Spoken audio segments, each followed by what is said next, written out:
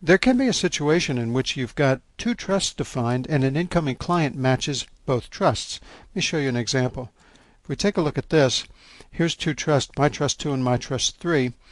They are different trusts. Look at the Pi user. The Pi user is different depending on which trust you match. But there is a situation here in which a user who is part of the OSI domain, who is currently using Excel, he's actually going to match the criteria for both.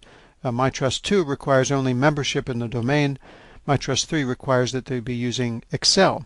So if you are using Excel and you're in that domain, which trust do you get? Do you get the same privileges as the Edison Pi user or the Andre Pi user? Well, what we have is a scoring table. The scoring table looks like this.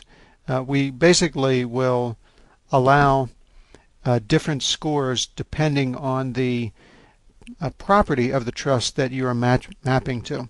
So for example, if we look here, we look at the highest weight factor in our trust calculation here, it's the application name.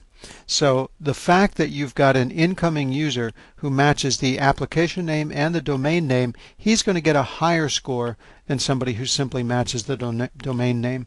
So again, if I'm a user, I match the domain match and I match the application, that's going to give me a grand total of a score of 263. Now compare that to somebody who simply matches the domain. If they just match the domain, then they're not going to get the same privileges as somebody who matches they're not going to match the same trust as somebody who matches OSI for the domain and the application name. So we use a scoring table in the case of an ambiguous resolution in which you match more than one trust.